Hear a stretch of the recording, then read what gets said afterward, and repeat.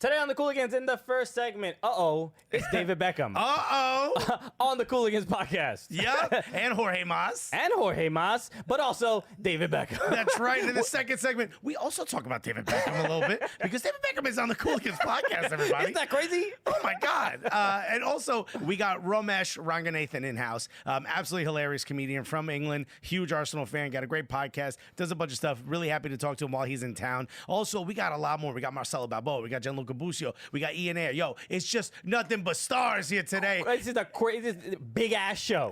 We got almost too much show for you because we got that and we got some mas today on the Cooligans. Hello, I'm Romesh Ranganathan and I have been hanging out with the Cooligans. I say hanging out, I've basically blessed their show with a little bit of UK stardust. Would I say that they showed me the respect that I deserve? No, I wouldn't, but we still had a nice time. Probably won't come back, but it's been good to just make this my debut and my finale.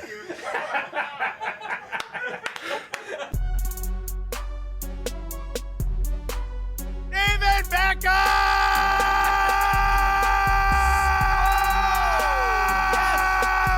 That's right. Okay, yes, that feels like a thing everyone yells when they see Yeah. David Beckham. Or when they ejaculate. It's one of the two. Okay, yeah. I mean, look, whatever it takes. Yeah.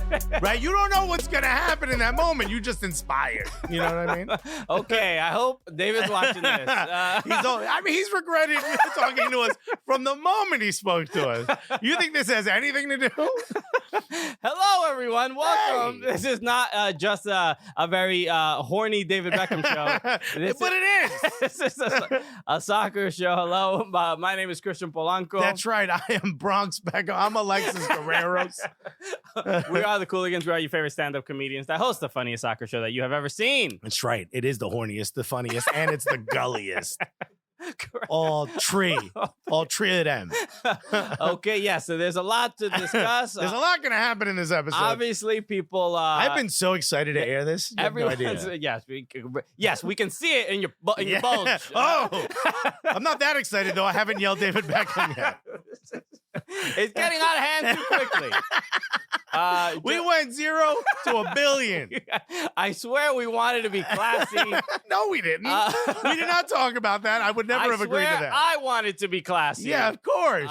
But no, that has not happened. But yes, look, we'll be airing our David Beckham interview. Yeah, that's right. The Jorge Mas, Don Garber, Gregg Berhalter. Have I ever been Cuban? More Cuban. Okay, wait, look. Come on. This is what happens when David Beckham is on this program. We're too excited. David Beckham. Where's Cuban? I knew the moment it left my mouth, it wasn't a real word. Hold on, because this is a service that a Uber service that only picks up Cubans. Yeah, they pick you up in a 57 Chevy with a Russian engine in it and an abuela. All right. Yeah. Oh yeah, sit next to abuela. Okay, I'm willing to invest. Is what I'm saying. Where's Nas owns Lyft, right? Yo, can we get like one of the grave diggers or something? Can we get the Jizza to invest in this? Welcome to Cuban. Cuban Eats? No Cuban Eats. There's no food for me to pick up and put in the Cuban.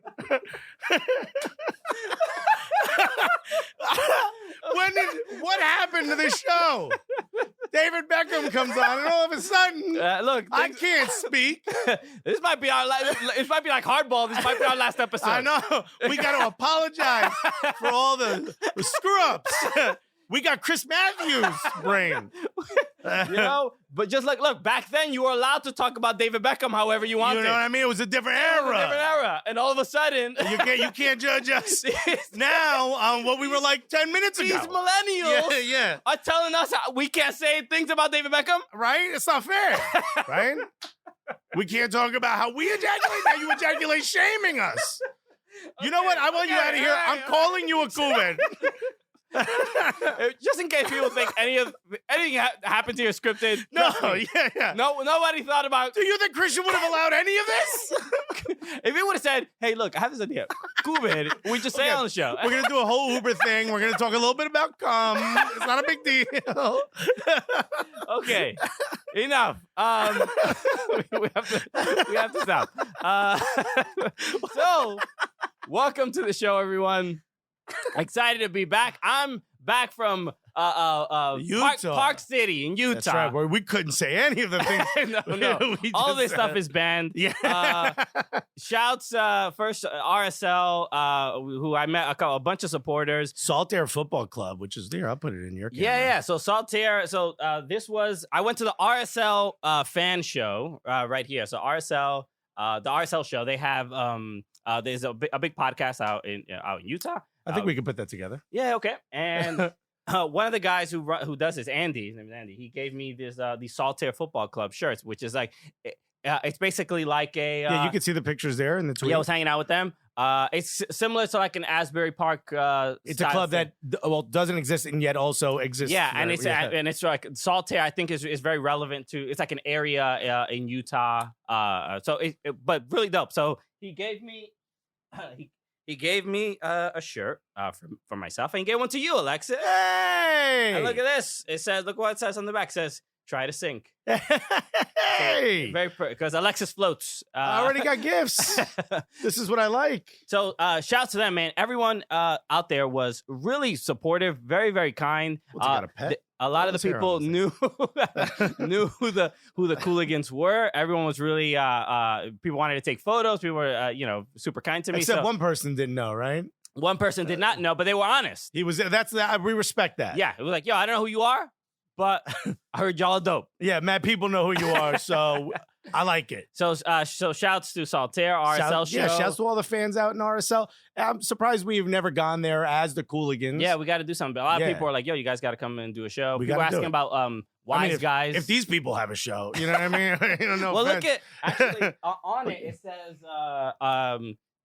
the RSL show 2 out of 10 would not recommend. There you go. So this is a review we would not put on the air. You know what I mean? If somebody gave us a 2 out of 10. I hit report of concern on those. For that. Speaking of reviews, though, obviously we like to show love to the people who show love to us. Yes. Right? We got a great review here. This is from C. Sanch.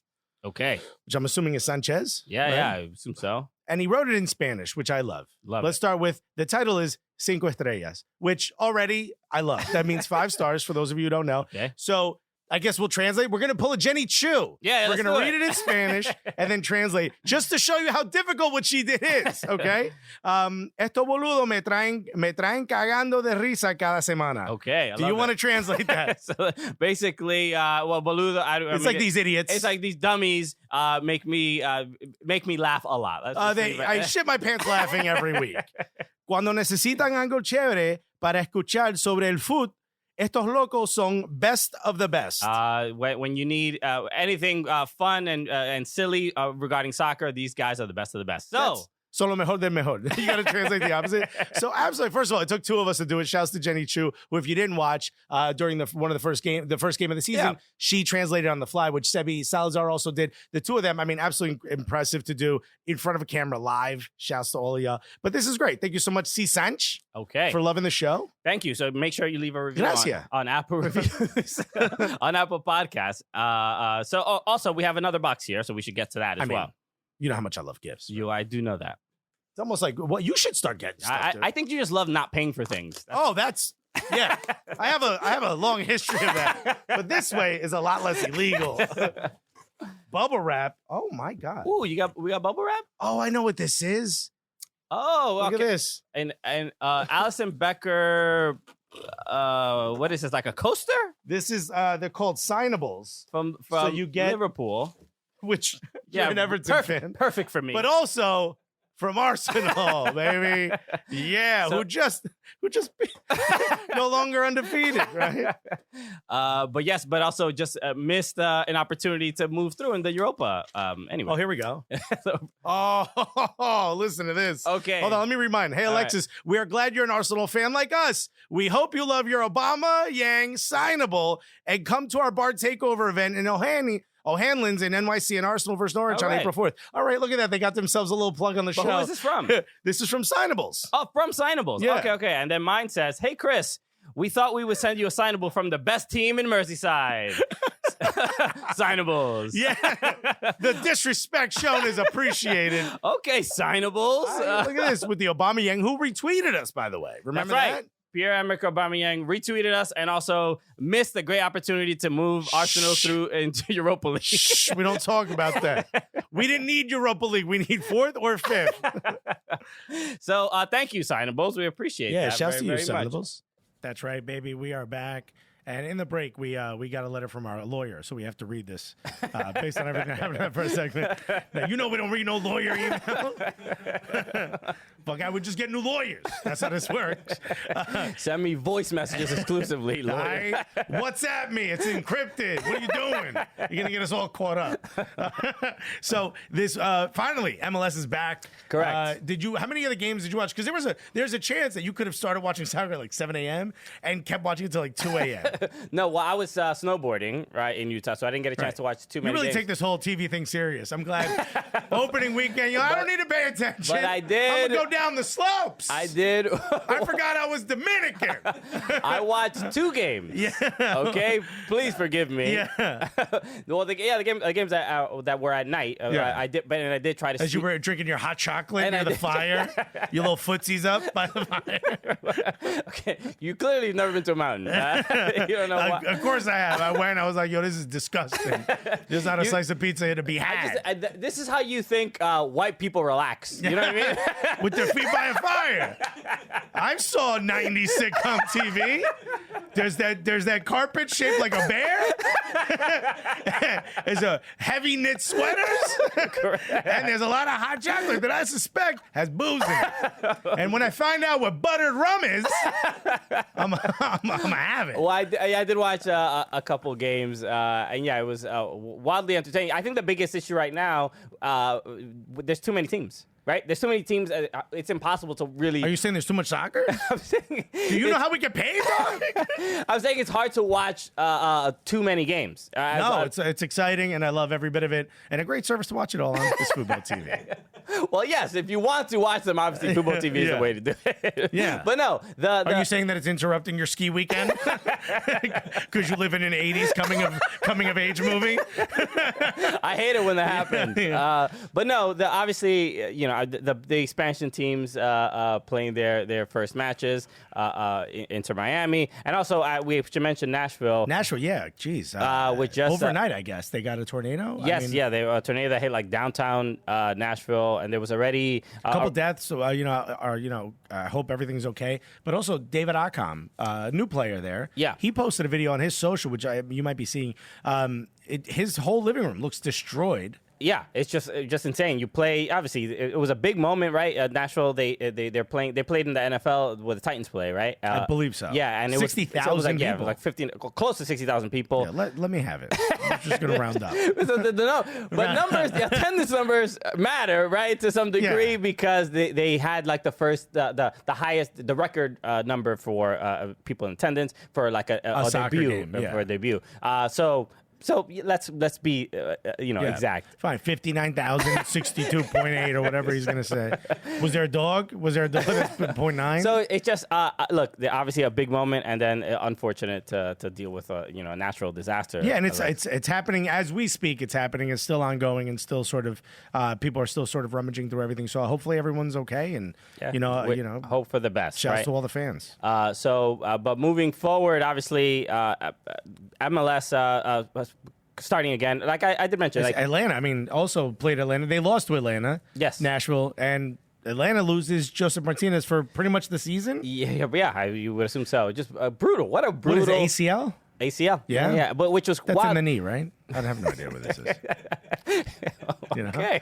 Unless it's on a cow and I can eat it. You know what I mean? I don't really know. Can you fry the ACL? Maybe? Yeah. ACL. Oh, I've had it before at the asada. It's been wonderful. No, man, but yes, Joseph Martinez. And you when you lose a player like this, it doesn't. Who's like the heart and soul of the team. I mean, he's like, I don't know if he's the captain, but he's definitely the leader. Yes, and it affects not just Atlanta and Atlanta United, but it really affects the entire league, right? I mean, he was Atlanta's a fun team to watch because of Joseph Martinez. Yes, not only because of, but certainly that's a huge part of it. Yeah. And what do they do? You know, I think their backup is a kid, right? Their backup striker. Yeah, I don't even know who Somebody posted like he'll be fine. I'm like, no one even knows who this is. Guy's got 300 Twitter followers. I don't know if that's true, but no one knows who this is. But there's a silver lining, right? Because we might be able to bring in the illegal player right now, Daniel Sturridge, who was banned for 4 months from all global football activity. Yeah, he really did. He did a boo-boo, he gets a pow-pow. Yeah, they slapped him on the wrist. When you do something that's bad enough for FIFA to ban you, you did something bad. You know, they were upset they weren't a part of the hustle. Yeah. Like, you know, when you got a jug, you got to let me know. I'm insulted, and now I got to punish you in front of all these people. Right? If Infantino's like, you know, I got to get my beak wet. You can't get without me getting a taste. Yeah. So the weird thing with Daniel Sturridge, he's cutting garlic real thin with a razor. Daniel Sturridge obviously was at Liverpool, played for I believe West Ham. He was at Trabzonspor. Yeah, just most recently at Trabzonspor. It is? I hope so. It is. Yeah, yes, okay. that is where he played. Yeah. And he was at Saltpayspor, something like that. He actually put out a video on Instagram explaining the situation. Just him dancing with money. I was wildly disrespectful.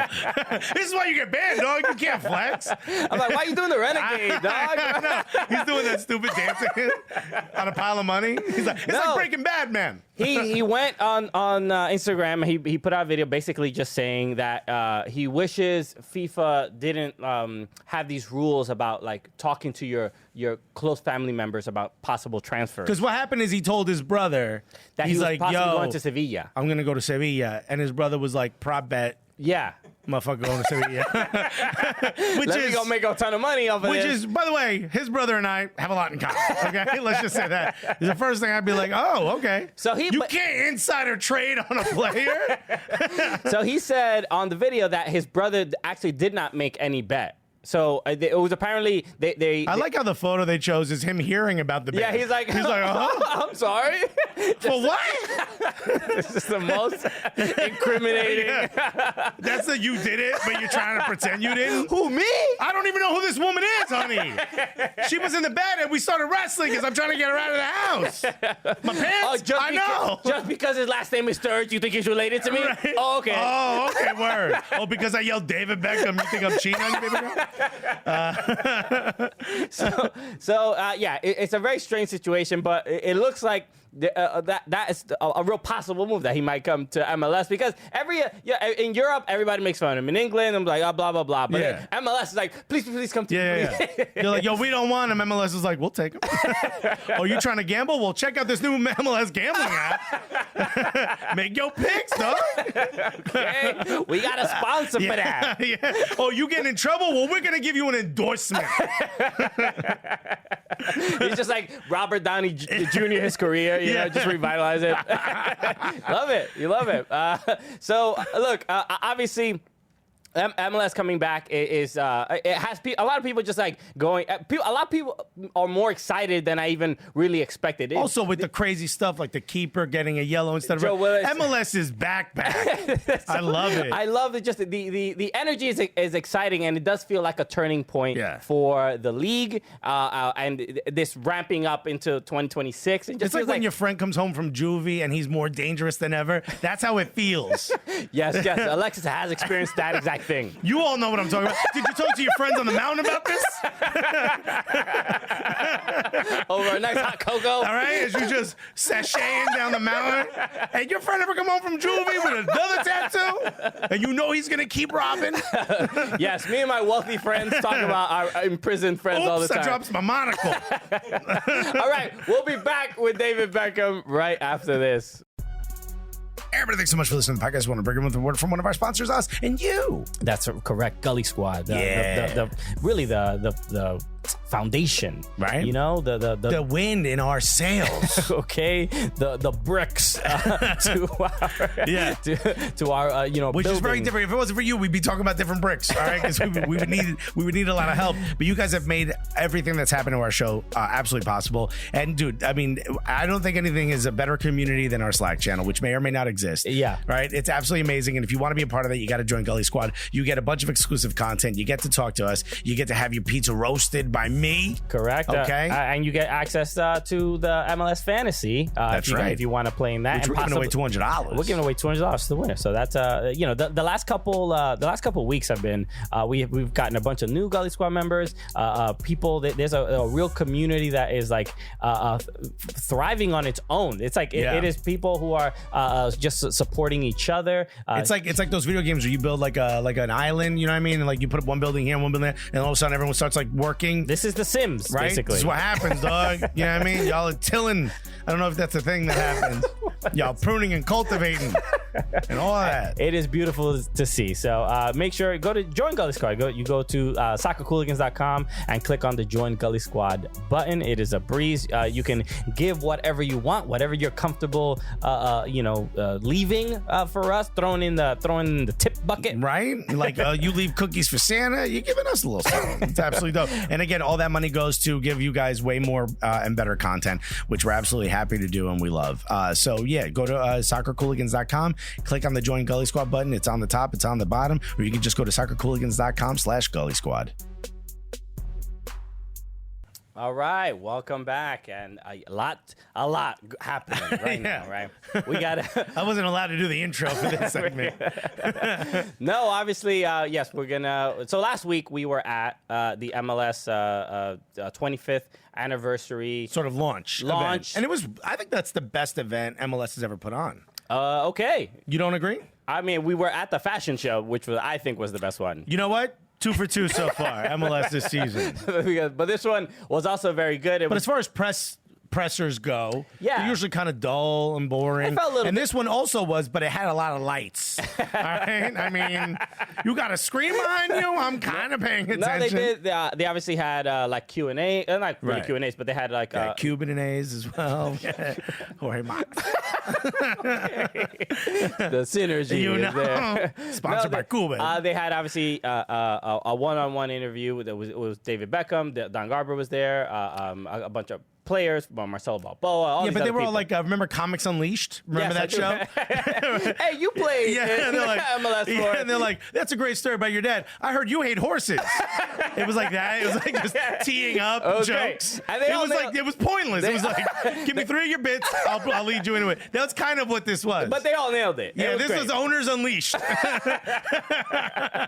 But it was a little different. This was the first time we got to go to like an event, but as press, but also with the whole Fubo team. Yeah. Okay, we came through with deep cameras. Okay. We impressed a lot of people. People were like, yo, who is this, this mob coming in here? And I like how everyone else is dressed in suits and stuff, and we pull up in hoodies and a camera crew. Like, we here now. What you know about that, okay? The game done changed, folks. It's always casual Friday. This is my Sunday best, because I don't do shit on Sundays.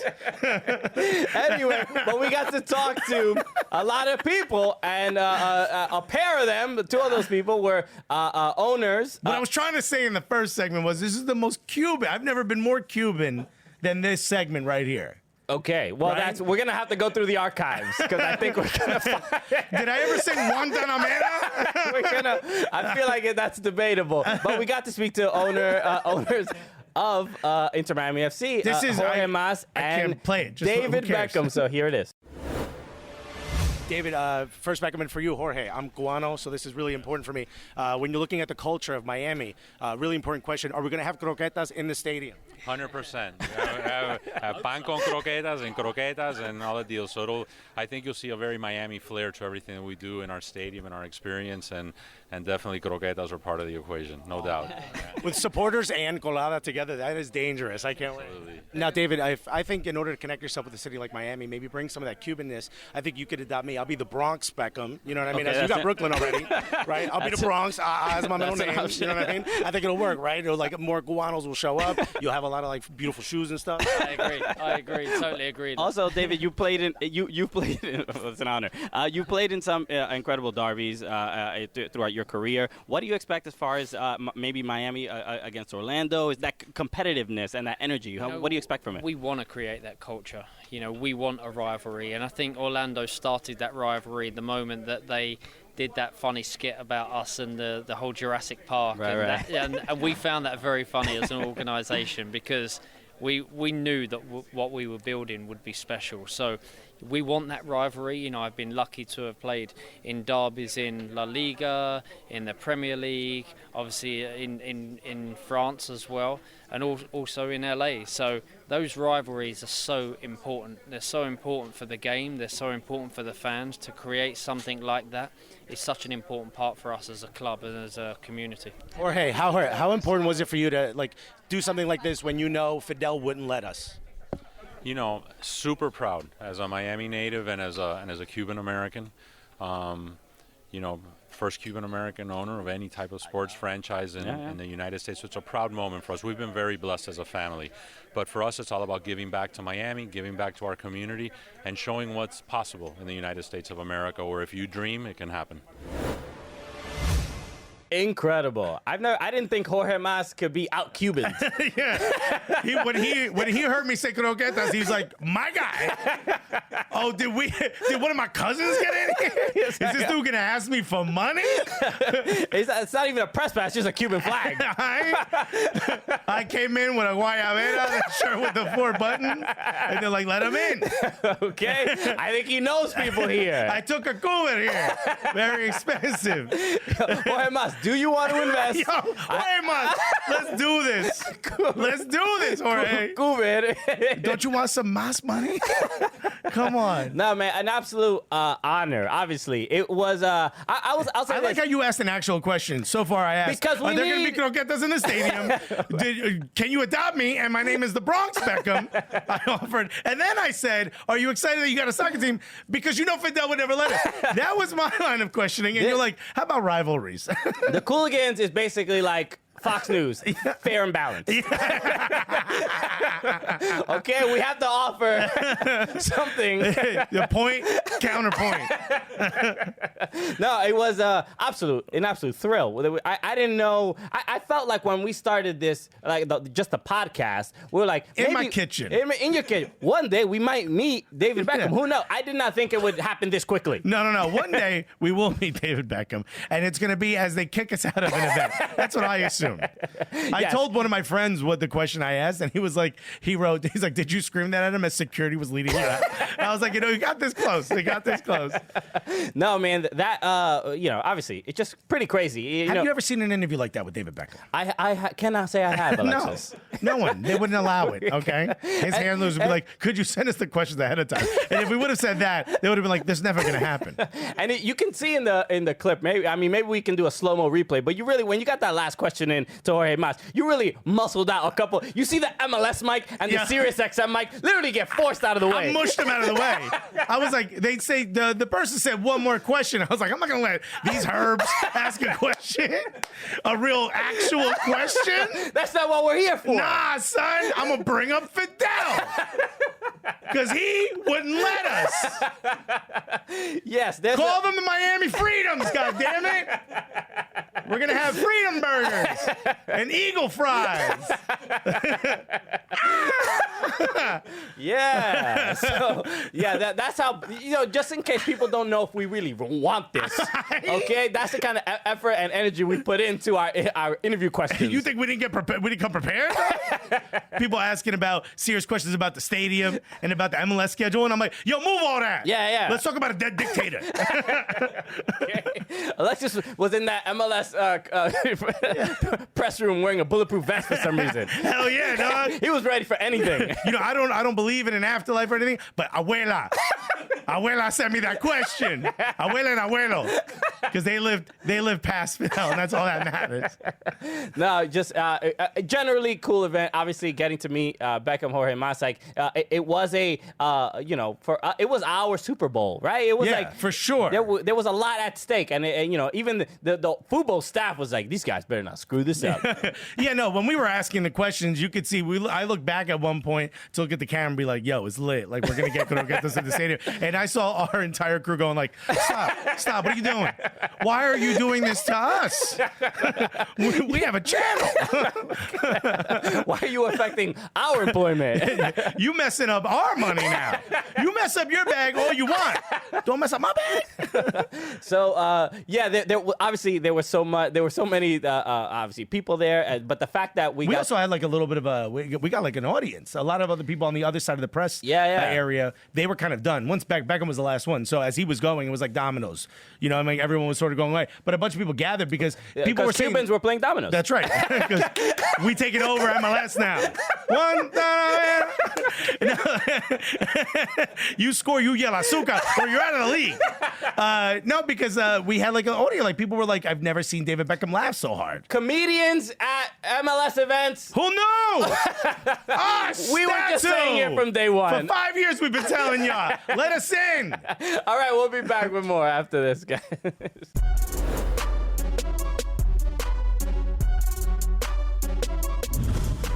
Don, once again, of Cooligans, obviously on Football TV.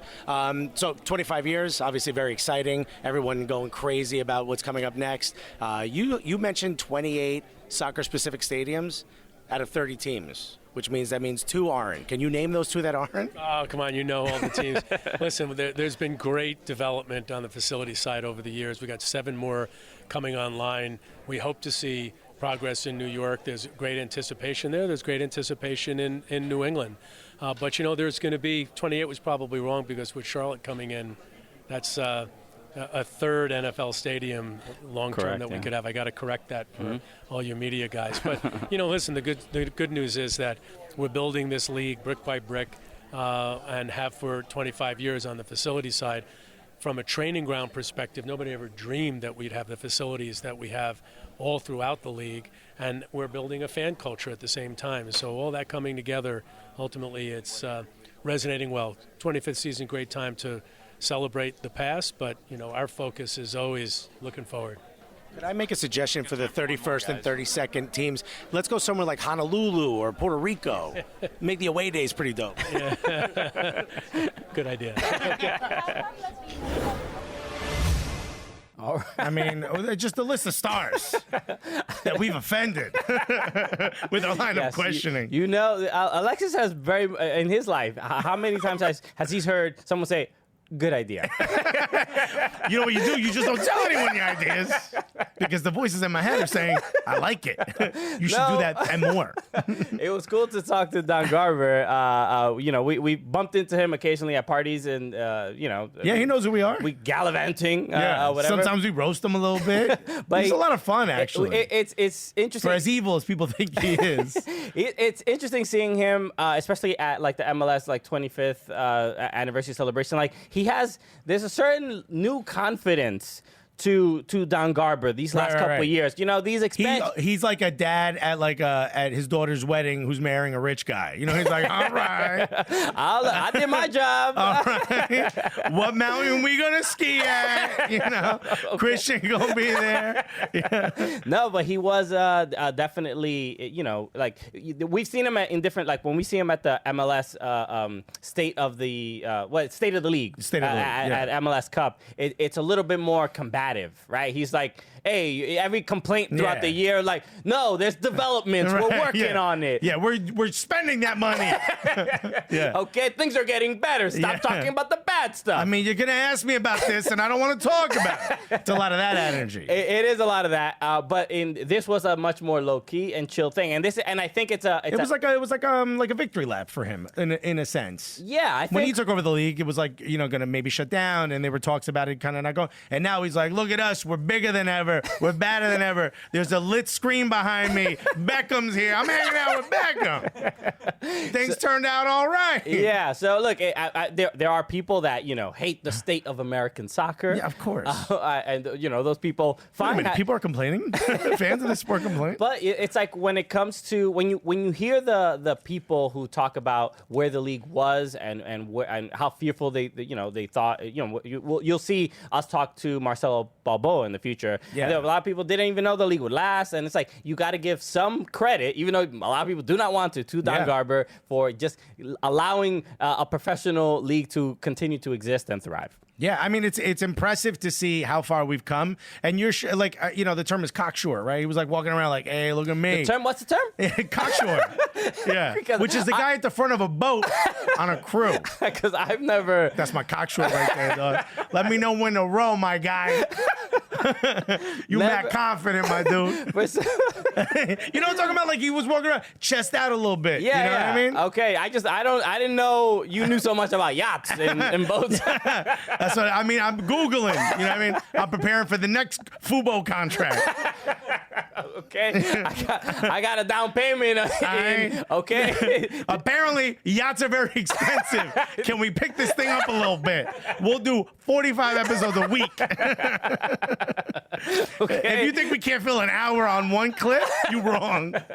So there's obviously a lot to look forward to, within MLS. But yes, also Don Garber will be on Drinks with Binks this Friday at 8 p.m. So you can watch him be. Will he get drunk? I do not know. But maybe he'll be pretty chill on there as well. Yeah. But do we want to promote who's going to be on Men in Blazers next, or? I don't know, Alexis. Oh, okay. All right. Just in case. Anyway, the another thing that we should talk about is that we didn't get to talk about Inter Miami playing against LAFC. I was excited to see the team finally play, but I spent the entire time kind of staring and squinting at the screen like, is that shirt pink or not? Because the shorts are, and the shirt is apparently white with like pink accoutrement. I don't know what you say. It's a weird accents? It's a weird pair of colors. I was just like, there it is. Like it kind of looks like it's a little pink, and I like it. I wanted it to be full pink, but the whole time I was like, yo, is that shirt pink or white? I don't know who it was. Somebody on Twitter was just like, they look like they're wearing pajamas. They look like the Wild Latino pajamas. You know what I'm talking about? Like they look like a suit jacket, but it's made out of like silk or whatever. You know what I'm talking about? Yes, I've seen. These are just wealthy pajamas. No, but it's like the pajamas your parents tell you to wear, or if you had both, and you're like, no one else is wearing. Everyone else is wearing a T-shirt. What am I doing? But Inter Miami loses 1-0, and you go to like one of those sleepovers as a kid, and you look like you got picked up by the Huxtables or something. Like, or who are the rich people on Gilligan's Island? I do not know. You know what I'm talking about? The two old white people. I don't know. That was in the 70s or something. I don't watch Gilligan's Island like that. Anyway. No, the two rich people. They were like the older. The Howells. The Howells. Thurston Howell. Wasn't that the name? Anyway. Yo, Thurston. That's a dope name. The goal from Carlos Vela. The chip from 20 yards. You get chip from 20 yards? Woo! You messed up. Welcome to Miami, Luis Robles. Because you know the whole time Luis Robles was like, get the fuck out of here. It's right above his head. He's like, no. He's just swatting at flies. Not on game one. But no, it was a good first game. I think it was entertaining. And Inter Miami, to their credit, weren't as bad defensively as I thought that they would be, and as most expansion teams are. They played pretty well. And the revolving door of stars that we are interviewing continues. Mm-hmm. This is a red carpet. Yeah. What you wearing, dog? This is I'm so excited, right? I got to speak to a Cuban brother of mine, right? I'm related now to the Mosses. But then also born into wealth. Right? Some of us come from money. Okay, we're allowed to speak this way about our family members. But also Jersey legend. Correct. head coach of the U.S. men's national team. Ladies and gentlemen, here's our interview with Gregg Berhalter. Just so you know, we're comedians. Okay? Oh, nice. Here we go. So we do a talk show, so do not expect. I was going to say, you look funny, man. Seriously. You look funny. He looks more serious than funny. Yeah, that's the I'm trying balance. to see how the funny's going to come out. Wow, he's so good at scouting. Right? Oh my God. So we are here with Gregg Berhalter, Jersey legend. All right. I'm born and raised in Newark, New Jersey. So the first question I got for you is it Taylor ham or pork roll? And there is a wrong answer. Yeah. I'm a Taylor ham guy, man. Yeah. Okay. Not The interview pork roll, continues. No pork roll. Exactly. Let's The go. rest of the interview was dependent on that answer. 100%. I would have walked away. I wouldn't have blamed you. Put it that way. Having been involved in MLS for a long time, in men's national team, the MLS getting to 25 years, and then and it, helping you get to where you are now. Yeah. What do you? How much do you credit Major League Soccer for your own career and your progress? Yeah, so I think there are two sides. The first side is as a player. MLS came in '96, and it gave players opportunities. A lot of guys didn't have that opportunity. They had one choice. They can go to Europe or they could not play soccer professionally. So MLS first gave the players that opportunity.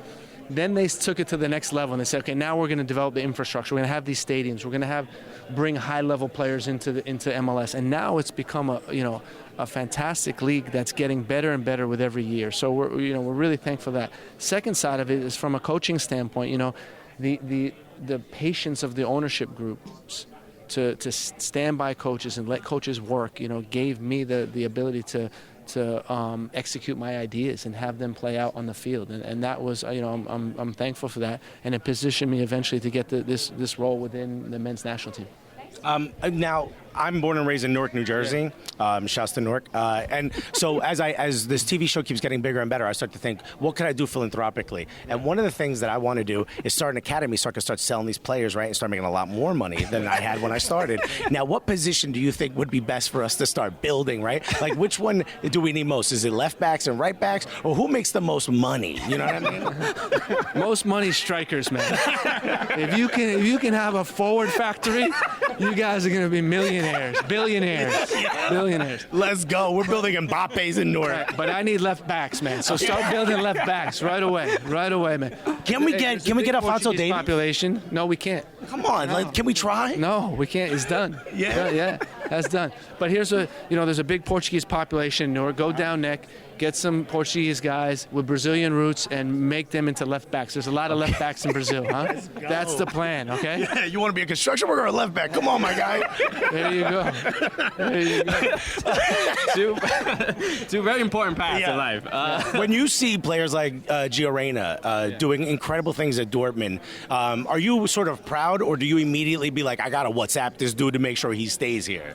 No, I mean, me and Claudio went to high school together. There's a deep relation. His father was my club team coach. There's a really deep relationship there. I'm pulling for Gio first personally, more than anything. I mean, he's like family. So that's the first thing. Just watching him and watching what he's accomplished in this short period of time has been amazing.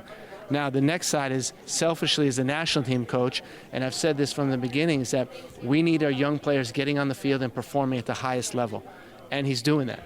Yeah. And that's great to see. And then when that comes, also comes the opportunity with the U.S. men's national team. And they're steps that just follow each other, and that's one of them. So, Gio's going to be involved in our group in March, and he's going to make his debut in March, and it will be nice to see how he performs at that stage as well. All right, and last question. I'm curious about you.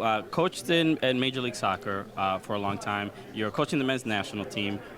You mentioned owners giving you a lot of patience and letting you grow. Yeah. When you're the men's national team head coach, there isn't that much. You think? much of a leash. How do you feel about? Tell me about it. That level of pressure and criticism compared to being a coach in MLS?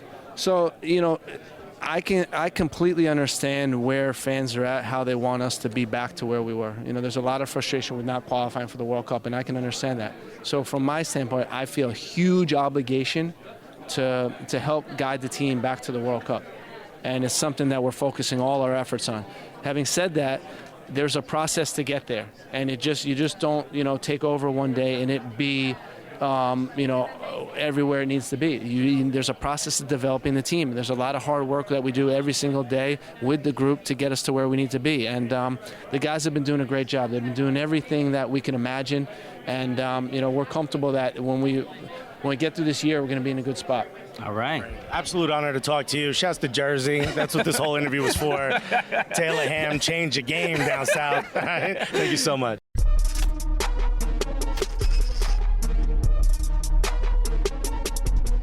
This is gonna be wild. We might bump into Ciara. Yo. Okay. So we got. We might bump into her and be like, "Oh, I'm sorry. Did I spill any of yo goodies? Yo goodies? Yeah, yo goodies." Yeah, that's what he's gonna say. And then Russell Wilson is gonna punch me in the face.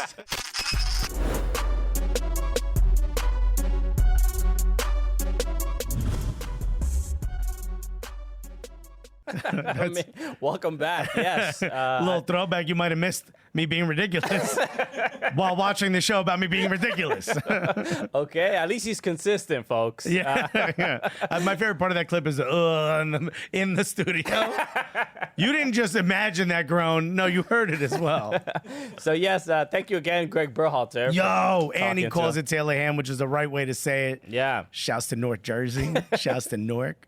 Yeah, I have a lot of opinions on the pork roll Taylor Ham debate. Care so much You about ski, I'll handle tubed pork.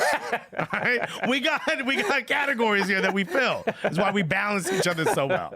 So unless we're on a seesaw, in which case my man's not touching the ground. You want me to be on the moon? He's like, what's it look like up there, Christian?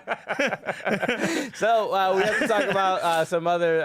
Also, real quick, people kept saying that they'd never seen Gregg Berhalter smile. Yeah. That was a big thing. Look at us changing lives. He has dude. a tough job. Right? We're basically, I think we are his life coaches now. Right? We're his Tony Robbins. Right? So we have to talk about a couple other things within MLS. Obviously, Chicharito had his debut. Yes, he did. Okay. Made him the captain of my fantasy team, which was a mistake. Oh, why not Vela? What are you crazy? Huh? I just thought Chicharito's going to blow it up.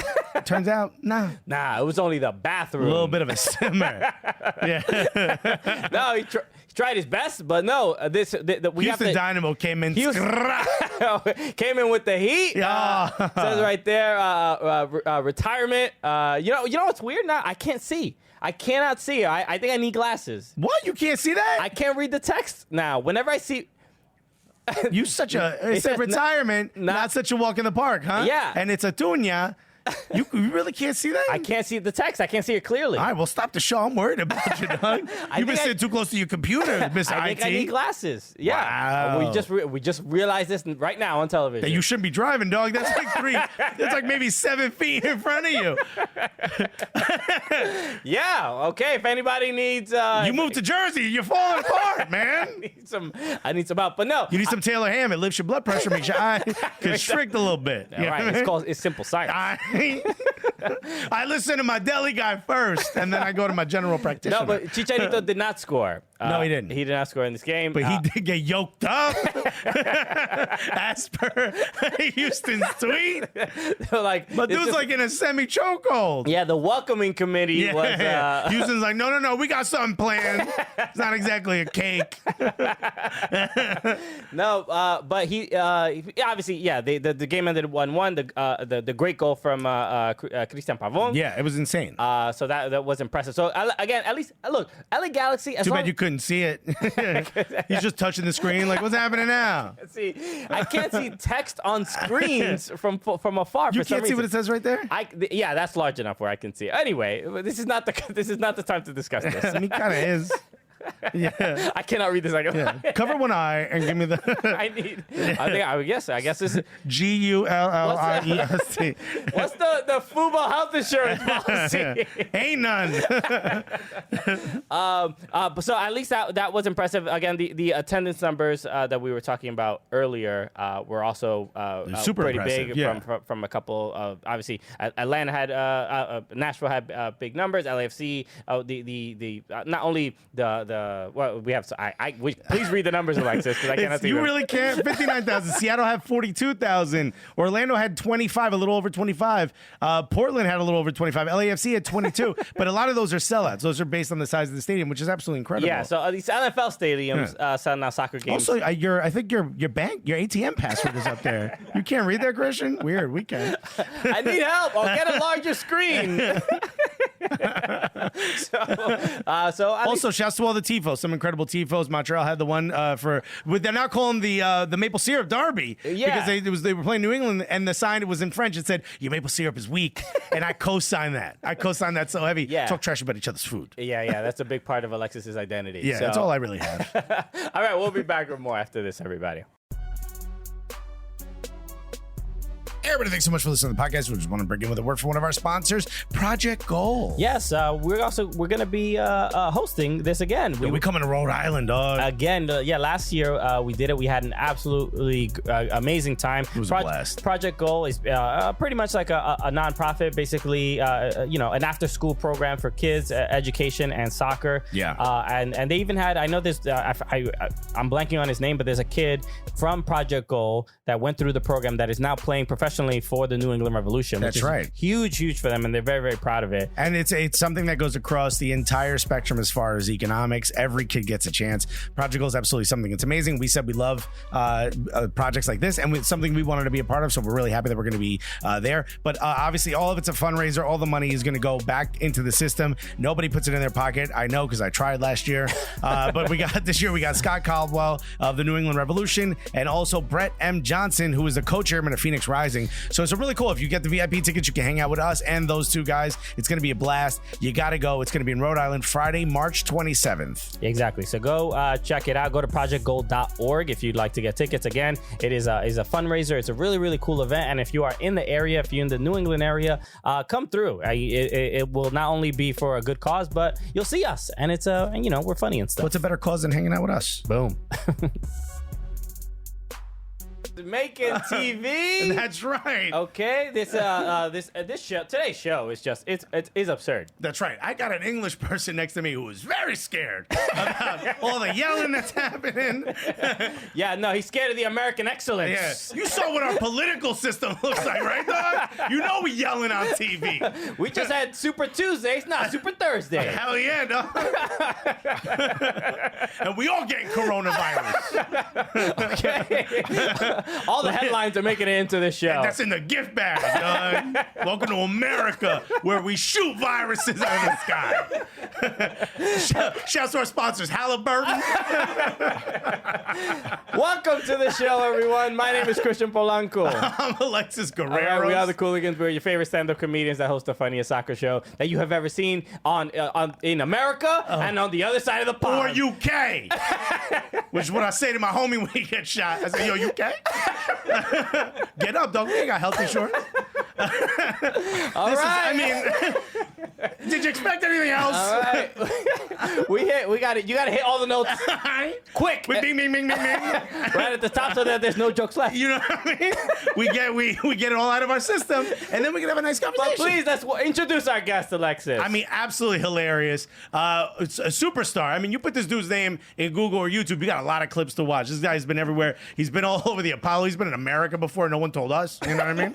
But we didn't sign off on that. You got a G-check, my guy. Also hosts a hilarious podcast called Hip Hop Saved My Life, where he interviews amazing hip-hop superstars from the past, like DJ Premier, Nas, and Patrice Evra. Everyone knows the three pillars of hip-hop. Bars, dog. We talking lyricism. Ladies and gentlemen, put your hands together unless you're driving for the one, the only Romesh Ranganathan, everybody. Thanks very much. Thank you. That was, wow. That is a top of the show, isn't it? That was... Show's over, actually. Yeah. You guys have been so American. Yeah, dog. Incredible. Yeah, absolutely. Yeah. We're gonna fold our slices. I'm gonna take that as a compliment. It's a compliment. I meant it as a compliment. So you're welcome, dog. You know thank just you. trying to show you what could happen to your language. when it's refined. Yeah, no, it's beautiful. Really good to hear. Welcome to the show. I know. So first of all, when Alexis told me that you were doing the show and they were working on getting you on the show, he was like, he's a big Arsenal fan. That was like huge. Yes. And Alexis gets excited when he meets Arsenal fans with British accents. Absolutely. Right. Why's that? Yeah, because I like to see how people who don't know how to support their team. Well, actually, I don't think that's an unfair. Although I did accusation. I got to be honest, I did go to a game at the Emirates, and I was like, why am I the only one standing up and chanting? It was very quiet, very relaxed atmosphere. But you're not. You come from a lineage of Arsenal fans. Well, correct? my dad. So my dad. What's that like to have a dad? He's awesome. It sounds cool. Yeah, no, it's really cool. You can say stuff like my dad did. Yeah. It's really nice to keep falling back on Yeah. it. You know, it's lovely. So no, but so my family originally from Sri Lanka, and then my dad moved to North London to start. You know, he was like finishing his qualifications or whatever, and then just fell in love with Arsenal, and so. That was it then. The whole family have got to be Arsenal fans. Like, he was pretty militant about it. And then he started running a pub just sort of south of London, and he made that pub like an Arsenal pub. You weren't allowed to criticise Arsene Wenger. You weren't allowed to say anything negative about Arsenal. Okay. If Arsenal lost, he would kick everyone out of the pub. Like, it was crazy. So Like, he was Troops is not welcome in this pub. Yeah. He was a militant Really? Arsenal fan. Yeah. How knew me and your dad had so much in common? If shit doesn't go the way I want, everybody out. I know. Your dad was Martin. Remember Martin Lawrence? Yeah. Get the stepping. Yeah. It was like that though, but it was like but I'm a massive Arsenal fan, but I have to say to him, Dad, you got to accept that there are negatives about the team, and we just got our asses handed to us. Do you know what I mean? You can't then act like we're beyond criticism, but he just wasn't having it. Man. I like he wasn't this guy. having it. I like a good irrational fan. Yeah, You know totally. what I mean? That's why. Good. I mean, it's a traditional irrational dad. Yeah, you know yeah. what I mean? Like that's how you're. I read about it once. Seems fun. He had a thing where we went together a lot, and one day he was desperate to get some fried chicken on the way to the game, so he got some fried chicken. We missed kick-off, and then Arsenal won, and then he became convinced that in order for Arsenal to win, he had to eat fried chicken. Yeah, I mean, he went on to die of a heart attack. Not a massive surprise, but yeah, that was like That was the win became streak they went. The undefeated season. Yeah, that was two things happened. Yeah. We went undefeated. Yeah. He sadly died of a heart attack. Yeah, But you take your wins and losses. But he did it for the club. Yeah. And actually, as a family, we think it was worth it. Yeah. When Wenger held up that golden trophy, it's because of your dad. Yeah. We were watching it in the hospital, and we're like, oh, this is great. It worked out, Dad. Yeah, What? he- Oh, no, he's gone. Oh, he went out with a smile. Yeah. He And was a thumbs delighted. up. God, 3 comedians. We're not going to take anything serious. No, but I know you have a couple children as well. Yeah. Do you bring that militantness and that footballing culture to them as well? Well, I've got 3 boys, and they're all Arsenal fans. Okay. Well done. Yeah. Well, there's no choice. That's what I'm talking about right They here. have to be Arsenal fans. But my oldest son, I feel a bit sorry for him because he's 10 years old, and he's the one that's sort of old enough to be into it and be following it. But he's had a really rough run the last 10 years. His whole life has marked a decline in the club. Yeah. Do you know what I mean? And so, like, sometimes he actually expresses resentment towards me because I'm saying to him, no, we're a great club. We did this stuff, and he goes, yeah, but I'm not seeing it. Do you know what I mean? I took him to when we beat Chelsea in the FA Cup final. I took him to that game, and he was 8 then, and we were getting the train up to Wembley, and he said to me, we're going to get destroyed, aren't we? And I thought to myself, this is an 8-year-old kid. I'm allowed to talk like this. Do you know what I mean? But you're supposed to have hopes and dreams and stuff. Do you know what I mean? Nah, man, you raised him an Arsenal fan. Yeah, exactly. So He was like, nothing's going to work out. It's probably going to rain. Yeah. I love that there's the British cynicism is built in. You know, Yeah. it's just like it starts nice and early. Yeah, I mean, you're not allowed to enjoy your day, right? No, exactly, 100%. God forbid. 100%. Yeah. No, that's not what it's about. It's about sort of pushing your dreams and hopes right deep down. Yeah. And just sort of waiting to die. That's kind of what the British way of life is. Do you know what I mean? But what do you do when something good happens? Don't tell anyone You about sort it. of talk about how short-lived this will probably be, and how it's only going to lead to inevitable disappointment. Things like that. Let's talk a little bit about your podcast because it's a podcast about how much you love hip hop, and I can see your De La Soul tattoo. Yeah. I'm from Newark. I look at everything. Right. I don't trust nobody. But you're obviously a huge hip hop fan, but it's sort of blended, and now you're also talking to sort of some soccer players and stuff on it. Talk a little bit about the podcast podcast and sort of like, you're best friends with Patrice Evra? Well, so he's not getting fried chicken; he's eating raw chicken. Yeah. That was it. I mean, he hates that being brought up, by the way. But he basically, it's a very similar story to you guys, I guess. Is that I was still sort of doing stand up and I was doing bits and pieces, and then I just, because I'm such a massive hip hop fan, I thought I really want to do a podcast where I don't really have any aspirations for it. I just want to do something fun, and there's loads of comics that are hip hop fans and like just general people that you wouldn't expect. I think hip hop sort of people get into hip hop that you just wouldn't. It's a surprise when you hear about some of these people. In the UK, for sure. In the UK, definitely, yeah, of course. Yeah, I mean, here it's a little bit different, so we just started talking to comics and stuff about how hip hop had affected them, and then the podcast just started to grow and grow, and it got to the point where we were getting bigger names on, and then we started getting rappers agreeing to come on, and then we got to the point where footballers. So Jamie Redknapp, who used to play for Liverpool, he was he said to me, we used to listen to hip hop all the time. I'm into hip hop, and so I got him on. And it was a thing of people in the UK, because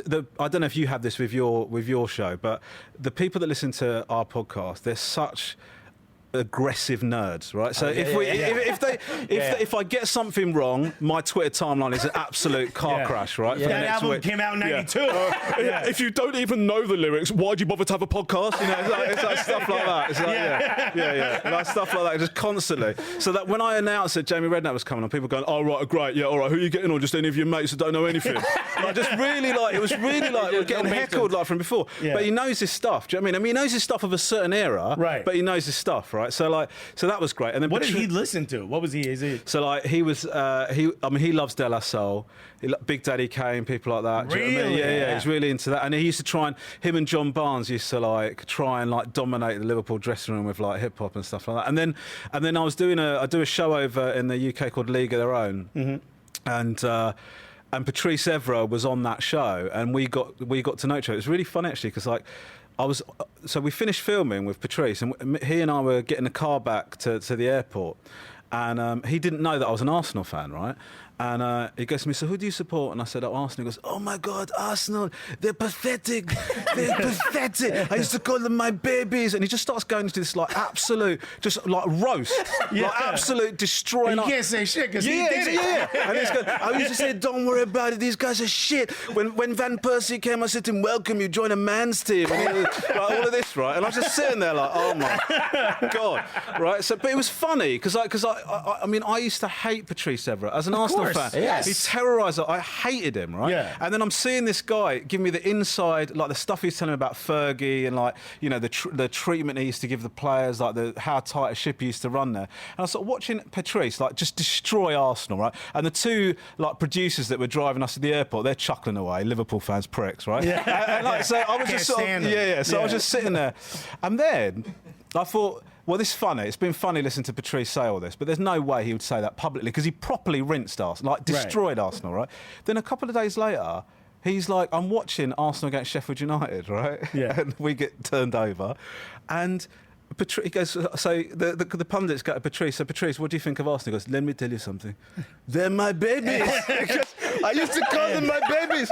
And I was sitting there going, oh my God, he's saying it on TV. And then I start getting nervous that he's workshopped it in the car to me. And then because I've been laughing and going along with it, he's now doing it on TV. Then I looked on Twitter, Twitter were just destroying him. Why is Patrice ever talking about Arsenal? Tell him to shut up, he's a prick. And I thought, oh my God, I have led to, I've encouraged Patrice Evra to talk like this. I felt awful. It's like watching a comic do crowd work again at another show. And you're like, what? Hey, I thought that was just for me. That wasn't just me. I know. I love that Patrice Evra brings the same energy everywhere he goes. Yeah, you know? Only if it's an Arsenal fan. I can't wait to meet Patrice Evra because I'm gonna bring that smoke. Now that I know you got bids. But he's sort of, because Arsenal fans have got a bit of a. They've got a bit of a reputation for being a bit spoilt, as a set of football fans, and invisible this, invisible that. Exactly right. Yeah. I mean, there's been big controversy, but because Liverpool got done by Watford, and Arsenal fans on Twitter were just going, "This is great, this is great." Yeah, this is our parade. Yeah, but a lot of there's a backlash to that because people are saying, "Why are you why are you celebrating something that happened ages ago, and why are you making a big deal about this? But the thing is, I just sort of think, I know it's annoying for other fans. I don't care. I do not care. It's all we have. Of course I'm going to celebrate Liverpool not going on. Of course I am. If I smashed the prom queen in high school, guess what you're going to hear about at my 50th birthday? Yeah, exactly. Guess what? And what, does it upset you? Yeah. Couldn't give a shit, mate. Yeah. Do you know what I mean? Did it upset you the year we went undefeated as well? Yeah, exactly. It's like, it's so like, there's a big thing about that, but I think like, I think Arsenal fans have got a bit of a reputation for sort of, and it bothers Patrice because he feels like Arsene Wenger got mistreated towards the end of his career at Arsenal, you know, and he felt like Arsenal fans, because I was going to... How about how he treated him when he played at Manchester United? Yeah, I know. Yeah, he didn't give a shit then. Take an L. Take an L once, will you? And so he sort of like feels like Arsenal fans need to... He does like Arsenal. I mean, he's great. He's best, like really good mates with Thierry Henry. Right. And so I think he watches Arsenal with an admiration, but he feels like they need to... They're not where he thinks they should be. But I mean, he doesn't give a crap. Guess whose opinion I don't care about? Yeah. Patrice Evra. Yeah. Go No, get chicken and maybe we'll talk about it. How about I that? brought that up with him on the podcast. He's very upset about it. Because obviously it's a strange thing to do. It's the oddest thing. I don't know if people haven't seen it. Obviously, he did some video that he put on social media. He of like him licked made out with a raw chicken. raw chicken. Yeah, I would say it gets. I would say I don't think Patrice will mind me saying this. It gets increasingly disturbing as the video goes With on that, because initially he's sort of flirting with it, Right. And then you think, okay, that's strange, and I'd quite like the video to end now. Yeah. But then he just keeps escalating it to a point where he's like basically just sort of. Well, you can't start without foreplay, right? No, exactly. He's just You got to banging the ease chicken. into it, my guy. Yeah. I mean, you just can't go in there. I think and start stuffing the chicken. I think if you've never watched it, it's the soccer version of Two Girls, One Cup. Yeah, that's a perfect description. And I actually think that was a top line when he went in to do the video. I think it felt like that's what we need. They pitched we it did to a him. football. Yeah. Patrice, we've got this idea. We did this football version of Two Girls, One Cup, and he's like, yeah, I'm into it. Get me a chicken. Warm He's me like, up. all right, I'll do it. I'll eat it. And they're like, no. It's not like that. They should do like Patrice Evra chicken reaction videos of just people watching him watch it. Oh, that'd be great. Put some drill beat underneath it. But it sort of made him an Instagram star, didn't it? Because like he was doing videos regularly, but that's the one that pushed him over the top. I mean, it really did boost his sort of it's made him a brand. Yeah, it's like DJ Khaled getting lost on a jet ski. Exactly. This is your thing. If DJ Khaled had a chicken with him, that's game over. If Patrice Evra was eating a raw chicken while lost on a jet ski, the internet would they'd shut it down for a day. Yeah, they'd be like, we don't need it today. Yeah. We're good. Yeah. We're out of internet. Servers can't handle this. Yeah, it's like There's North not enough Korea. data We're in the shutting it world. down. Yeah, Kim Jong-un is shutting it all down for the day. We're using Putin rules out here. A lot of fun during the break. Yes. Here. So you are obviously you are a stand-up comedian and you are on tour and you're going to be you're in New York and you're going to be doing shows at the Soho Playhouse and then so please get tickets to that. Yeah, people. during the break we established that it hasn't sold out, so that's why we're talking about it. But you know now. what? One show is sold out, so that's right. Great. Well, that's something good. to be proud of. Thank you so much. So smart of you. Thank you so much for clarifying. There's only one of the four. Yeah. That's good because we could have just left it vague. But no, thank you. Whoever your tour manager is great because they removed most of the seats for that one show, so you could sell it out. I thought it was really smart. They're like, you just get rid of a couple of those. You'll see a lot of curtains across the sort of the back of the venue. Yeah, there's a lot of fringe. Do you enjoy doing stand-up in the States? And is there any massive difference? I mean, we've done stand-up. I've done stand-up in Ireland. Alexis has done stand-up in London as well. Yeah. Is it a massive, difference or challenge? I don't think there's a huge difference. I think because I spent I did a lot of gigging in LA, and what I found was a big difference is that the crowds are sort of offended or pushed to the edge by different things in the States than compared to in the UK, and so. It's sort of trying to figure out how to walk that line. You know, you guys know that you're sort of at the very edges of what's acceptable is where the most fun's to be had, right? Yes. But at the same time, if you misjudge that slightly, it can go horribly wrong. So it's sort of that. I had to do it took me a couple of gigs to get my eye in as to how to walk that line. Whereas in Britain, you know, it's instinctive. You know almost exactly how far to push it. Whereas in the States, I had to sort of recalibrate. Do you know what I mean? We always talk about trying to like integrate soccer and football into comedy. It's hard because a lot of American fans do not know the sport very well. Yeah. So I'm curious about your connection to MLS. We talk about MLS a lot on this show. What's the perception, at least from comedians out in the UK? So the truth is, I think it's changed a little bit. I mean, MLS, if I'm being absolutely honest with you, is sort of considered a bit of a joke, Sure. And so players that are sort of...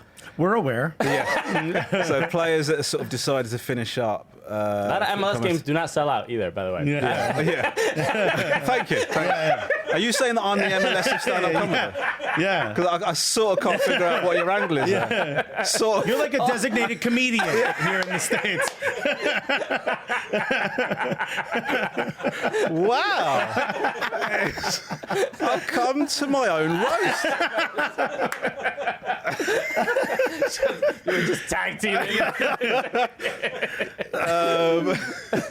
But the truth is, I think that we are aware that soccer or football or whatever has become more popular over here, and also the MLS has gained prominence as a result of that, and the standard has increased. So I think that is something that I do think the perception has changed, particularly over the last few years. I think that even a short time ago, it was very different to what it is now. I think and you've got lots of people going to watch the games now, right? I mean, it was there was 59,000 in Nashville. I mean, I mean, that's amazing. So it's like, I do think it takes time, because what people in the UK and other countries of the world can't get their heads around is that football is like the most popular sport in the world, and it felt like America was sort of being resistant to that, and so and it felt like America was a bubble to that. So then when football started over here, or soccer started over here, it felt like going, okay, they're having a go at that, but they don't really give a shit about it. Do you know what I mean? But now I think people realise that it's actually being played at a really good level over I don't think that perception is that wrong, because we've spoken to a lot of players that are now considered legends. Yeah. They early on in MLS were superstars, and most of them are like, I never really watched soccer. Yeah. I only played it because I enjoyed it, and then I was like really good at it, so I kept doing it. So like they don't have a club they follow. They're not like as baked into the culture, but I think that's changed now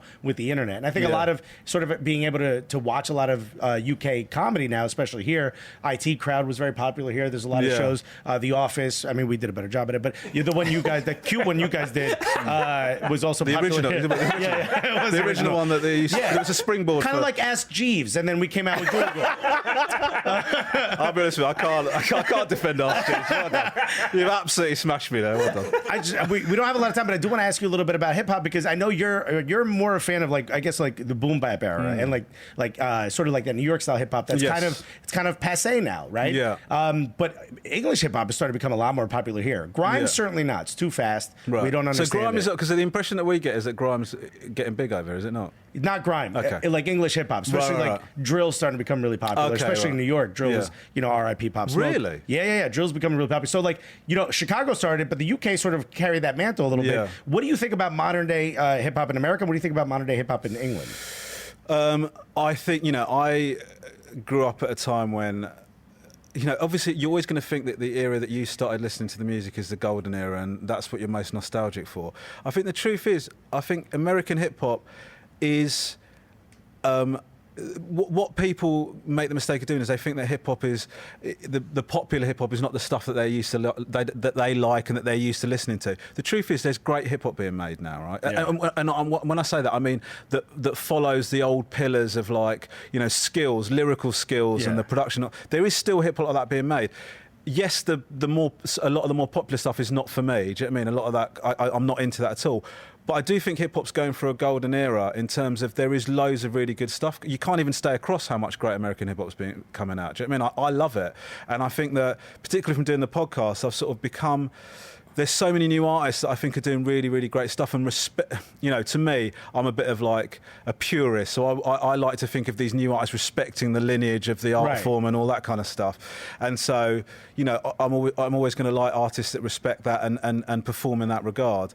But I think that there's different types of hip hop for everyone. In the UK, the truth is, like, I used to try and listen to UK hip hop back in the day, and it just It was like we sort of knew there were some guys that were good, but at the end of the day, we were sort of aping the American sound, right? And you sort of think, well, why would I want to bother go? Why do I need to go to that if I've got American hip hop that is doing exactly what I want, right? And French hip hop got really, really big, but the advantage that French hip hop is it's a different language, and so there's a reason for French people to go to it. There's no reason for English people to go to English hip hop over American hip hop, and it's only now, as it's progressed, that UK hip hop has got its own identity.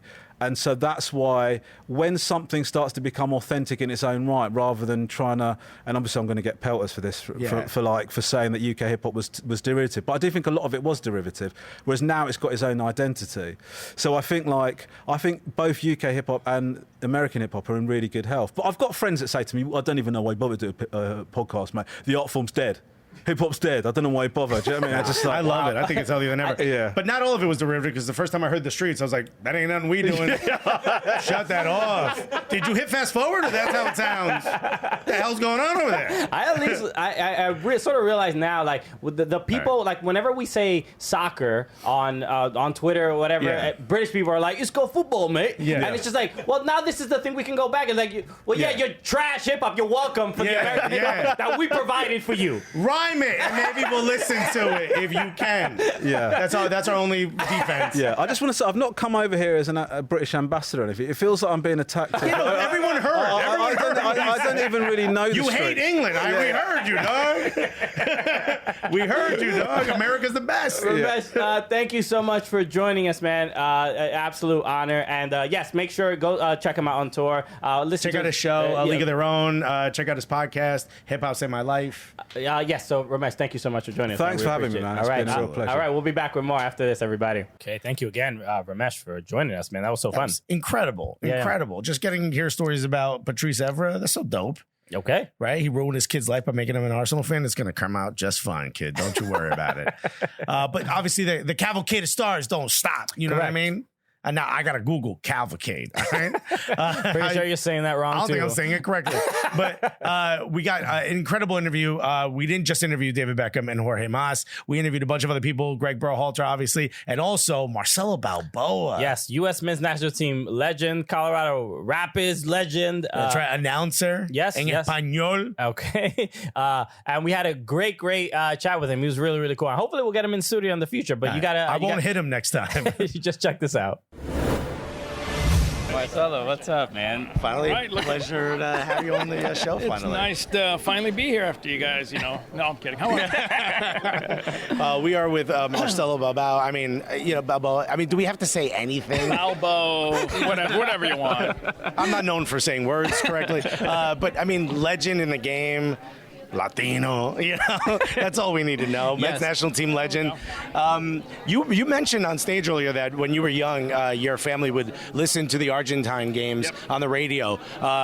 What was this, like the Mesozoic era? I didn't have time to tell them we had a 20 by 20 satellite dish.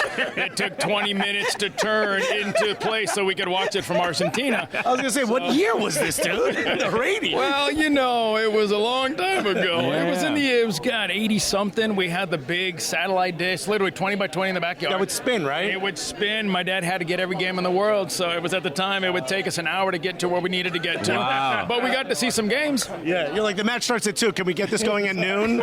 Exactly. We had the timer would set at noon, and okay, game's at 4. Okay, we'll start now. So, but listen, it's in his blood. My dad played for the Argentine national team one game.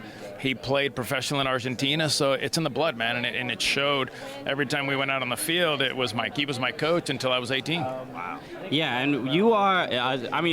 Personally, I'm a huge fan of yours. You've definitely been... You weren't even born when I was playing, man. Get out of here. But I'm not buying that one yet. You are a person who's, especially during Colorado Rapids matches, who's the voice of the team on a lot of Spanish broadcasts as well. And hearing you talk about being involved in the beginning of MLS and sort of seeing where it is now, I'm interested to hear about your peers. You were talking about Alexi Lalas and those No, okay. We were thinking the same Finally. thing. It's nice to talk to like-minded individuals. The fact that there's I don't know, would you call it a sacrifice to build this league, or was it just a pleasure and honor to do that?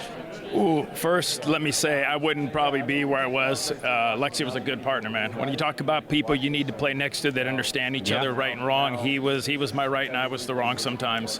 So we had understanding. If the forward went by me, he would clobber him, and if the forward went by him, I would clobber him. Love American soccer. But, it was a little bit of both. It was a little bit of both because I left Liga MX to come here to the United States knowing that they made it clear that they would be funding for 3 years.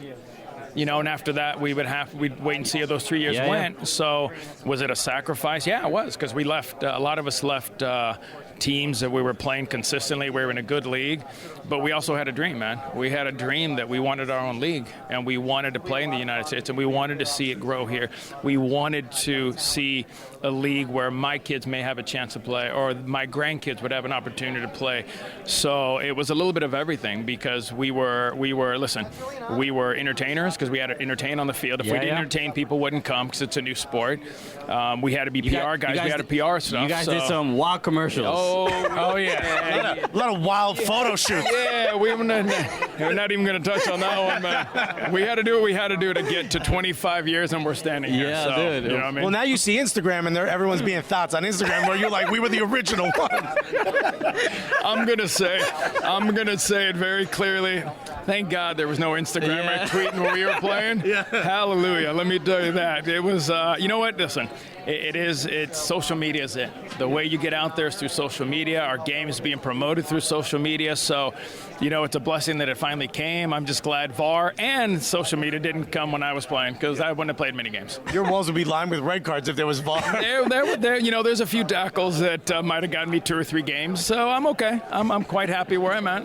And the fact of you played on the men's national team, and you were a big part of the 94 World Cup, 98 World Cup. You don't want to give me credit for 90 now? Oh, hey, who's next? I was born in 99. I'm 20 years old, so I don't know what you guys are even talking about. What's a radio? Oh, jeez. Hit him in the head. It wouldn't be my first concussion. You're fine. What was the thoughts between the men's national team and that connection to Major League Soccer and building that league, and what do you see as that connection now?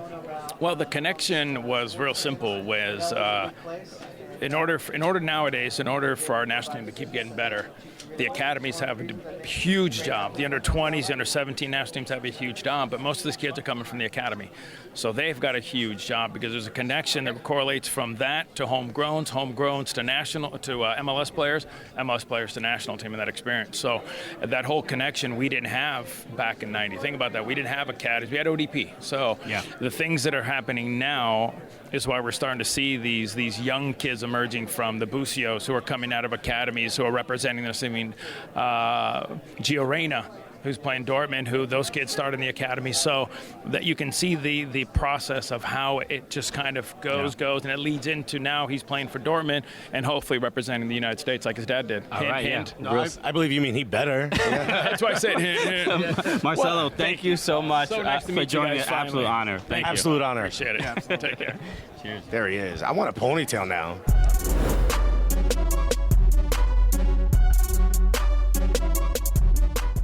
All right, welcome back. How great is Marcelo Balboa? He is awesome. It's so funny to see, like, there's just maybe it's because they've been retired for so long, but that the energy of some of the people from that era, the players from that era, they're like, yeah, baby, we did this. These kids got it great. Yeah. They're like such different personalities. Sometimes we interview some people that are currently playing or that just finished playing, and they're still like doing the media train stuff. Yeah, Marcelo Balboa and like Alexi Lala's like, forget all that media train, baby. Let's talk that real. Some of those former players are like, respect me for all I did. Yeah. You wouldn't even be watching soccer right now. You shouldn't be allowed to talk to me. So not only did we get to talk to Marcelo Balboa, we also saw a couple other folks out there. We saw Gianluca Busio. Right. Obviously a midfielder for Sporting Kansas City. Kid. He's crushing it.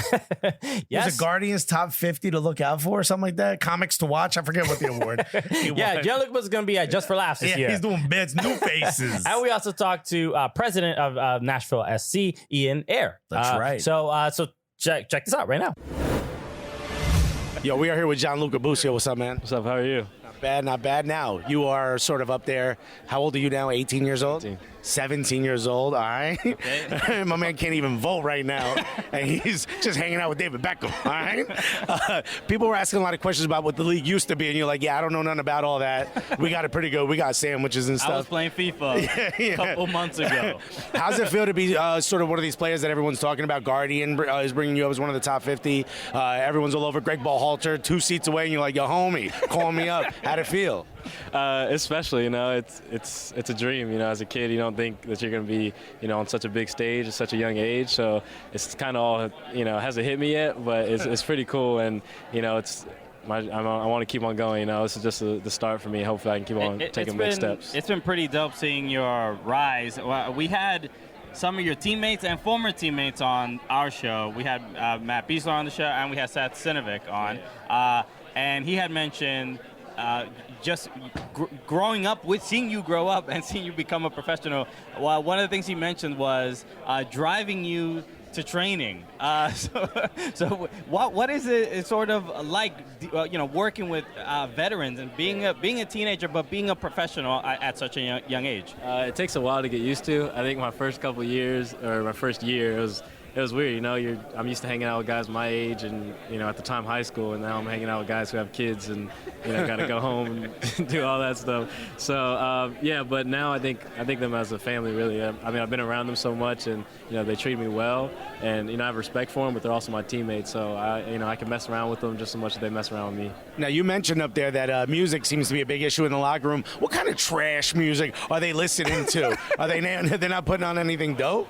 No, actually, it's I have the aux now, so they're actually. You Bluetooth connected? You're like, I got this. Nah, because I make sure they don't get it. It's either me or another young guy, me or Jalen. One of us gets the aux and make sure that they're listening to new music. They come to us like bees. They'll come up to us and be like, "Yeah, what's the song?" I'm glad. Yeah. So who's Roddy Rich? He's had a question. No, come on now. I'm making fun of Beasley here. Put 2 C's in his name. Yeah. No, it has been cool, like especially all the things happening for Sporting Kansas City. Obviously, Alan Pulido joining the team. I was going to ask about there is some South American talent, Central American talent. What music contributions are they bringing to the locker room? Reggaeton? Yeah, you gotta have it. A little Bad Bunny, J Balvin. All right, good. They get angry when we're playing too much. Rap. They'll come up to you and get mad at you. But you gotta have a little bit of everything. So who got the weird music? Like who be putting on like concertos and stuff like that? I don't think anybody. We don't let that on our rules are rules. It's 2 people, me or Jalen, one of us, and we have a playlist for everything. So make sure you can know that. And with those big moves that are happening for Sporting Kansas City, what do you look forward to in this season, and for yourself, for the team? Is it getting more minutes, just getting more starts? What are your plans this year? Obviously, I want to get more minutes. I think every year I want to do more and more, get on the field more and more. But this year I really want to make an impact more. So that's scoring goals or getting assists, one or the other. I want to make sure I do a lot of that to help the team. And hopefully this is a big year for me and a breakout season for me. How do you think your FIFA score is going to move up this season? I got at least get in the 70s this year. At least. All right, well, best of luck. Give my man a little something, FIFA. Come on, EA. Gianluca, thank you so much. We are here with Ayre, owner. Right? No. Yeah, CEO. I'm happy to be there. Yeah. You can speak to our owner, that's fine. CEO of Nashville Soccer Club. Season's about to start. It's about to kick off. We're hearing a lot of positive news about the first game. What are some of your thoughts going into it? And what is the one thing you're looking forward to from the concession stands? Well, it's Nashville, so you got to have hot chicken, right? That's the go-to concession stand staple. But I think, no, seriously, I think, what we want, we said from the start, we want our games to be like a festival of soccer. You go to a concert, you choose the band, you know all the songs. But you go to a festival, it's a kind of whole mix, and we're like the headliner, the soccer, the match. But we want all the other stuff that's going on, the music, the fun, all the entertainment we've brought to it. And as long as the show and the festival goes off and people leave talking about everything, including the soccer and our win, then we'll be good. What was something that attracted you to Nashville, to the city, to the project itself, and what is something as a Liverpudlian that you can bring to Nashville that it might be missing, or something that you can introduce to it? Well, I'm a very good singer, so you know, if you move into the music city, that's always good. The pressure's on. A bit on. of karaoke at the weekend there. I was awesome, but no, I mean, I think, look, having come from Liverpool is very different, right? It's 120 odd years old. It's a giant in the game. But I think you can learn that, you know, the thing that I learned, I grew up in Liverpool, and obviously I've been supporting the team about 50 years, and that's why my beard's grey. But I think that the thing that I learned the most about being a Liverpool fan and can bring to is that about building something that's really authentic, that people can really belong to. And it's really easy to say, oh, we have a family of supporters and a club. People throw that stuff around. I think you have to build that. You can't just start with it. And I think we have all the raw ingredients to do that in Nashville, and hopefully, having experienced it and grown up in that culture of soccer at Liverpool, then we can bring some of that to Nashville.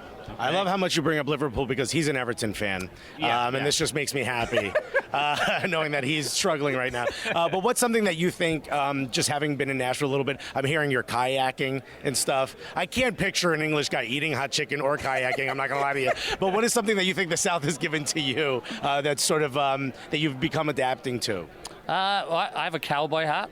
So okay, that's a good way to start. Just putting that out there. One for the ladies, you know. So.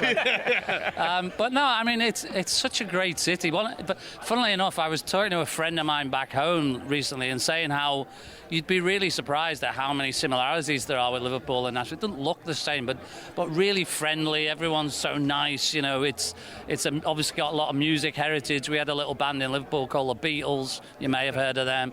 And it's that type of culture where it's fun. There's a lot of music going on. There's a lot of entertainment, and that has a good and a bad side. A good side in the sense that, you know, people love to be entertained, and tough because there's a lot going on. So you have to find your place. But it's given me that. It makes me feel like home. Honestly, I mean, I have a great time. Really enjoy it, and and you know, the hot chicken's good. Yeah. Well, we always see British actors for some reason do amazing Southern accents. So there seems to be some sort of connection that I wasn't aware of at the time. But I guess it's a simple transition. Maybe the English accent and the Southern accent have a lot more in common than we actually are aware of. Also, how does it feel to be the first person in history to compare Liverpool and Nashville? Yeah. Who knows? You got to ring my friend Paul McCartney. Ask him, right? Yeah, absolutely. Thank you so much, and good luck with the season, buddy. Absolute pleasure. Best of luck this season. Cheers.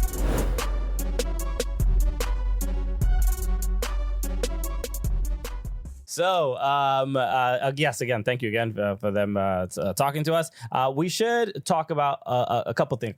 Speaking of David Beckham, and let's talk about one of his former clubs who played against my team in England. It seemed like it was his playing time again, because it seems there was a couple Fergie rules. Okay, a little favoritism. Okay, right? And it was against your club, which you hate to see it. Yes, unless you're me, and then you love to see it. Everton played against Manchester United. Obviously, the result was 1-1. It should have been 2-1 because of after a goal that was taken back because of VAR, which no one's even looking at the VAR screen, guys. How you know? And like the VAR is getting stuff wrong, but if you didn't watch it, it was Gylfi, right? Gylfi was in the way. Dominic Calvert-Lewin takes the shot, but Gylfi gets fouled. Yes, not called. Should have been a penalty. Doesn't get called. Who takes the shot? Richarlison? No. Dominic Calvert-Lewin, I believe. Dominic Calvert-Lewin takes a shot. It bounces off, deflects off of a defender. Harry Maguire, right, doing what he does best, causing issues.